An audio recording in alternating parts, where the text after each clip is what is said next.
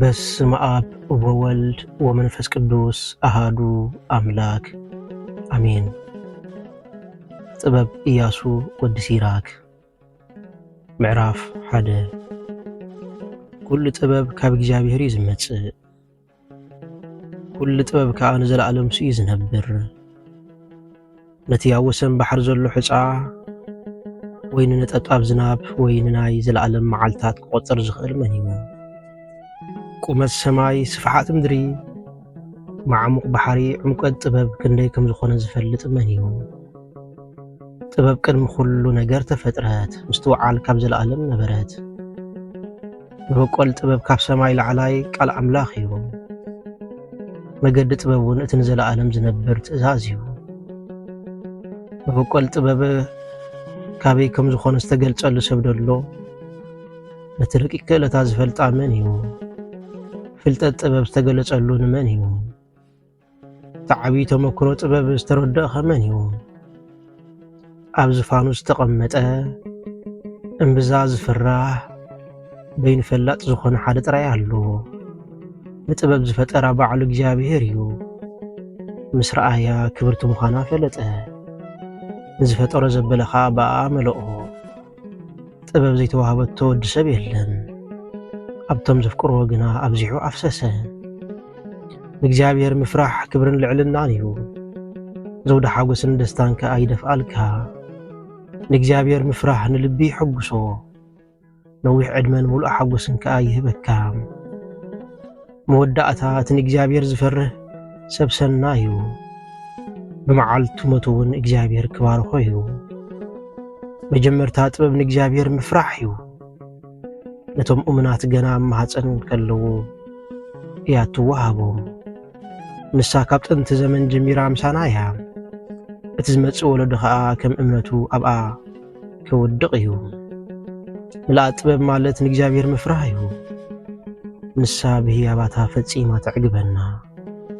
ልብና ብዝብህጎ ኩሉ ገዛናን ማዕከናን ትመልኦ። ዘውዲ ጥበብ ማለት ንእግዚአብሔር ምፍራሕ እዩ። ብሰላም በሙሉእ ጥዕናን ከም ትነብር ትገብረካ። ጥበብ ፍልጠትን ምስ ተወዓልን ከም ዝና ትሰድድ። በቶም ዝቕበልዋ ድማ ብኽብሪ ትውስኸሎም። ሱር ጥበብ ንእግዚአብሔር ምፍራሕ እዩ። ጨናፍራ ከዓ ነዊሕ ዕድመ እዩ። ንእግዚአብሔር ምኽባር ካብ ኃጢአት የርሕቕ። እግዚአብሔር ዝፈርህ ሰብ ንቁጥዑ ኣርሒቑ ይሰጉ።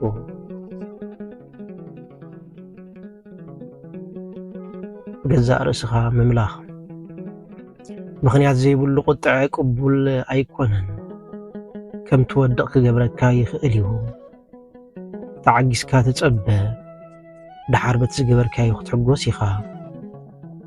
ልክዕ ትዘራበሉ ጊዜ ክሳዕ ዝበጽሕ ስቕብል እሞ በቲ ሰናይ ጠባይካ ዝና ክትረክብ ኢኻ። ቁጥሪ 25 ጥበብን ክብርን ኣምላኽ ጥበብ ብዘረባ ለባማት ሃብታም እያ። ሓጣን ግና መንፈሳዊ ንምዃን ካብ ምንዓቕ ሓሊፎም ገለ ነገር የብሎምን። ጥበበኛ ክትከውን እንተደሊኻ ትእዛዝ እግዚአብሔር ሓሉ። ንሱ ከዓ ብጥበብ ክመልኣካ እዩ። ንእግዚአብሔር ዝፈርህ ጥበብ እዩ። ገዛእ ርእሱ እውን ትምህርቲ እዩ። ንሱ ብእሙናትን ብትሑታትን ይሕጐስ እዩ። ንእግዚአብሔር ፍርሃይ እዩ። ትእዛዝ እውን ኣይተፈርስ። ዝተኸፋፈለ ሓሳብ ሒዝካ ናብ ኣምላኽ ኣይትቕረብ። ኣብ ቅድሚ ሰብ ግብዝ ኣይትኹን። ብዛዕባ እቲ ትብሎ ነገር ተጠንቀቕ። ከይትወድቕ እሞ ኣብ ርእስኻ ውርደት ከይተምጽእ ኣይትተዓበ። ውሽጢ ልብኻ ተንኰል ስለ ዝመልአ ንእግዚአብሔር ከዓ ስለ ዘይፈርሃካዮ እግዚአብሔር ንኹሉ ምስጢርካ ክገልጾ እዩ። ኣብ ቅድሚ ጉባኤ ክዋርደካ እዩ።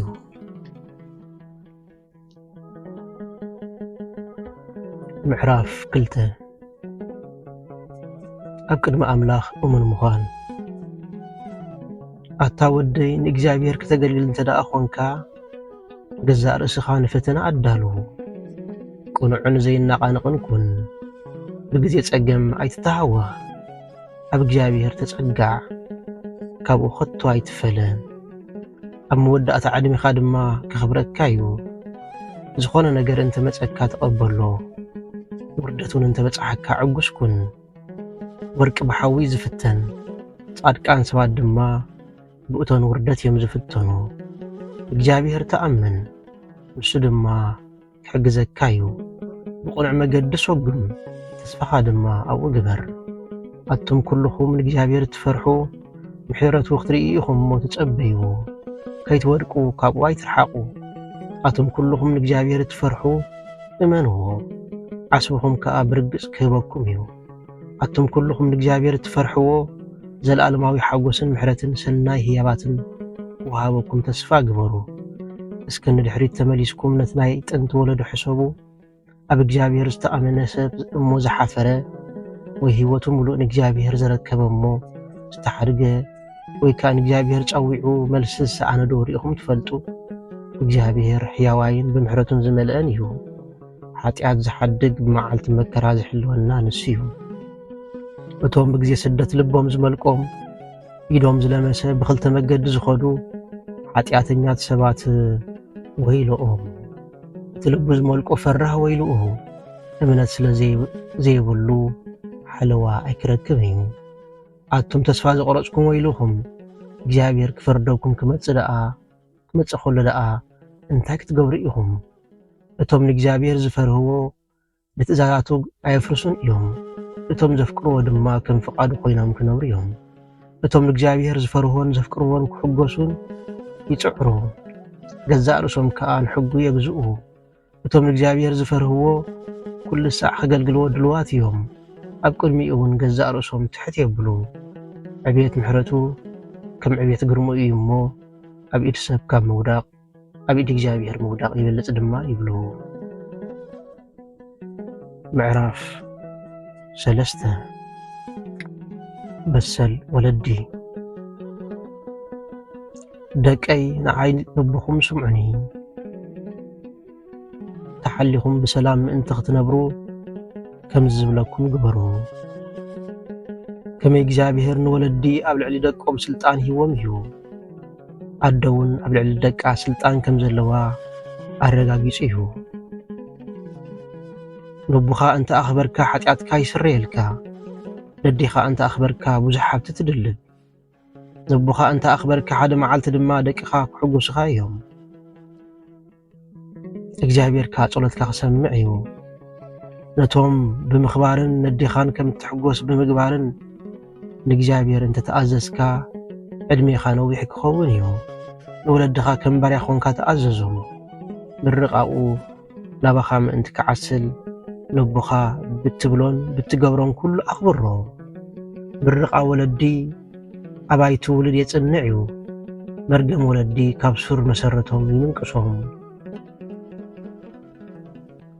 ነቦይ ኣዋሪዶይ እንዳበልካ ይትከበር ከመይ ውርደት ኣቦኻ ክብርኻ ኣይኮነን ክብርኻ ካብቲ ነቦኻ ዘረኣኻዮ ክብሪ ዝመጽእ ነዲኦም ዘየኽብሩ ውላድ ውርደተኛታት እዮም ኣታ ወደይ ነቦኻ ምስ ኣረገ ተኸናኸኑ ብህይወት ክሳዕ ዘሎ ድማ በገለ ነገር እኳ ኣይትሕዝኖ ኣእምሮኡ እንተኣጥፍአ እውን ተዓገሶ ንስኻ ጥዑይን ሓያልን ስለ ዝኾንካ ኣይትንዓቆ እቲ ንወላዲኻ ዝገበርካዮ ሕያውነት እግዚአብሔር ኣይክርስዖን እዩ ኃጢአትካ ንኽድምሰሰልካ ክሕግዘካ እዩ መከራ እንተወደቕካ እግዚአብሔር እንተ ዝገበርካዮ ሕያውነት ክዝክሮ እዩ እሞ ክሕግዘካ እዩ ኃጢአትካ ድማ ከምቲ ብድሙቕ ፀሓይ ዝሓቅቕ በረድ ክሓቅቕ እዩ እቲ ነብኡ ዘይሕግዝ እግዚአብሔር ከም ፀረፈ እዩ እቲ ነዲኡ ዝቆጥዕ እግዚአብሔር ዝተረግመ እዩ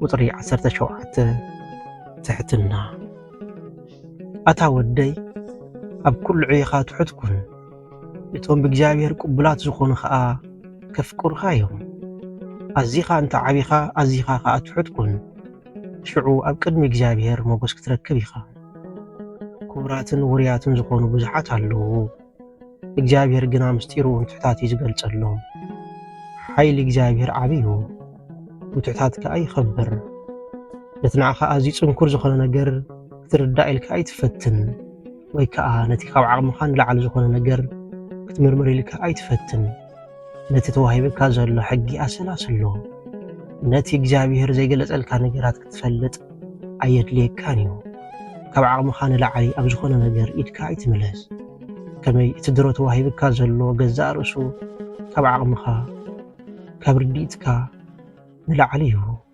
بزح حسابات بناي جزاء رسوم حسابات تمريحهم يقاقيو اتجيقا بحساباتهم كأها نتفردهم نابجيقا يمرحو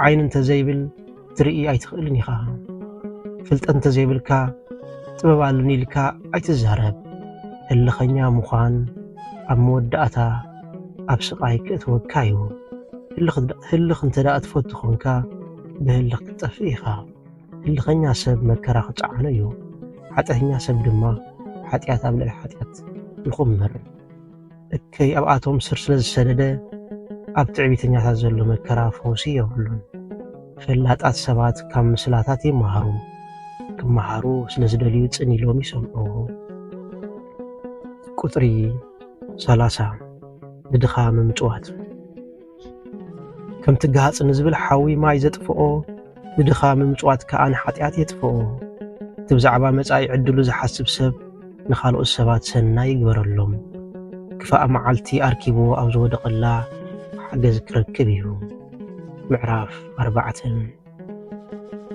ودي ندخا منبري ايتسئنو عينت دخا كل منخا خلوا دما ايتصبين مزطمي سب ايتحزنو بزس انا سب ايتقطعيو تقطعون زل سب مليسكا مكراي توسخلو دلما ناي تخبلو خلخا ايتصبيو ابسقاين زلو لما ناي حجز كايتنفق ندخا حقوقا يتهبو نسو نري خايو تبقع كم زيرا خايو ايتخون وي نخرج مكة مغنيات ايتهبو كمي مرر إلو بلبو انت رجي مكة فتعري انجلو تخسمعيو اب قبائي تفتاوي كم تخون قبر اب كرمع عبيت سوات كار اسغات حتاب ندخاتني الكاس معيو بلوم قالوون بسلام ملسلو نقفوع كابيد قفاعي انا قفو افر دخاء تبعخن زختمات كم ابوم نؤمن نديها الدماء كم سبعين كون كارد ايو شعوكم ودئت العل سماياوي تخوني خا كاب تأدي خا تفكرك أبليتو كأخفك تفكرك كايو قطري 11 طبب اتبو عصبي طبب ندقا تخبرهم نتم زدلي واخا تحجزهم تنعاز فكر هيوت يفكر تومانجيهم زدلي واخا بحقوس يملؤ تنطببات نيعوز حسب كبري كركبيو نابز خده انت خده اغيابير كبارو اغلغل تطبب زبلو اغلغل تبينو زخونه قدوس يوم نتوم نطبب زفكرو خا اغيابير يفكرهم اتزازان حزبي كفرديو اتي قالبو ناب ازغبر كاب سلام كنبريو امنتو ناب انت داكيرو كرخبايو دقون كاو تقبيلهم ገንዘቦም ክገብሩ አይሁን በመጀመርታ ጥበብ ጥዊዋይ ብዙኾነ ጎደና ትመርሖ ፍርሕን ረዓድን ተውድቆሉ ክሳብ ተኣምኑ ኸኣ ስነ ስርዓት ብምኽባር ተሳቂዮ እትዛዛታ ዝነብር እንተ ኮይኑ ክትርኢውን ትፍትኖ ብድሕርዚ ከይዶንጎየት ናብኡ ትምለስ እሞ ተሐጉሶ ምስጢራትኻ ትገልጸሉ ፋሉል እንተኸደ ግና ተሓድጎ ናብ ጥፍኣቱ خير كأت أنتينا تقرفو قطري 20 أبقزار إسخا مئمان نزتوها بكا قزيابكم نقراو علو كفاء كي تقبر قزار إسخا حلو ناب قزار إسخا دما وردت هاي تمتس كمي ناب حتيات زمر حفرت هالو كبرن موقسن زمتس حفرت دمالو قزار إسخا كي تقودها أفلالاي تقبر ودقت كيسعبك خا ادلو اي تقبر طببك اي تحبا كفتو مچو غزي دما كم زراب سقط اي تبهل تمي طبب بزربا تمرت خا كاب اف بزوص قالات يزغلص انصار حقي اي تزهرب كل ነገር كم زي تفلطك اذكر كي حفرك حطياتك تناززن لو عايز مايك تعقتو اي تفتن جزاء رأسخان عشا سبع أي تجزء تلوى هزبي رئيخا دما أي تشارو من تحكي كسع موت من انت دقا وينكا እግዚአብሔር አምላክ ባዕሉ ዋጋኣልካዮ ኣብ ምዝራብ ውኽ ኣብ ዕዩ ሕማቕን ሸለል ባህልን ኣይትኹን ኣብ ገዛ ከም ዝጓዝም ኣንበሳ ኣይትኹን ንኣገልገልትኻ ኸዓ ኣይትጠርጥሮም ዕዳኻ ኣብ ምኽፋል ደንጓይ እንተ ደኣ ኾንካ ንኽትቅበል ኢድካ ኣይትዘርግሕ ስለ ቃላቱ ስም እግዚአብሔር አምላክና በአና ብልሁማት ባሮቱ ይኽበር ይመስገን።